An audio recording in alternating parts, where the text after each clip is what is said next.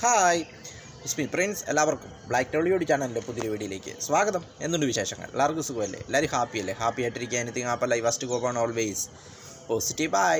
അപ്പം നമ്മളിന്ന് നോക്കുന്നത് women's premier league specialities, women's premier ലീഗിൻ്റെ പ്രത്യേകതകൾ. അപ്പോൾ അതിനെക്കുറിച്ചാണ് നമ്മൾ നോക്കുന്നത്. വുമൻസ് പ്രീമിയർ ലീഗ് മത്സരങ്ങൾ ഇപ്പോൾ നടന്നുകൊണ്ടിരിക്കുകയാണ്. ഫെബ്രുവരി 23 ആരംഭിച്ച് മാർച്ച് 17 വരെയാണ് മത്സരങ്ങൾ നടക്കുന്നത്.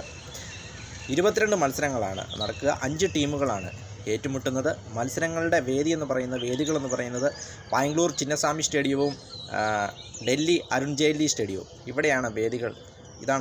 ഇവിടെയാണ് മത്സരങ്ങൾ നടക്കുന്നത്. ഫെബ്രുവരി 23 സ്റ്റാർട്ട് ചെയ്ത് കഴിഞ്ഞു. 5 ടീമുകളാണ് ഇതിൽ പങ്കെടുക്കുന്നത്.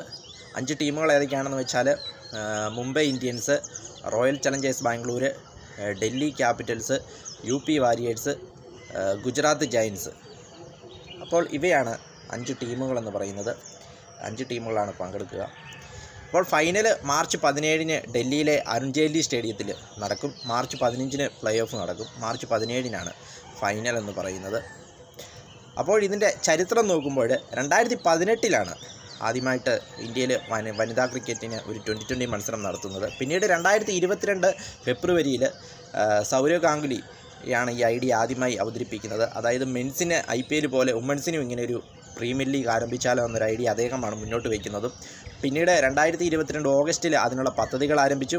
2022 ഒക്ടോബറിൽ 5 ടീമുകളെ പ്രഖ്യാപിക്കുകയും 2023 മാർച്ചിൽ ആദ്യത്തെ എഡിഷൻ നടക്കുകയും ചെയ്തു.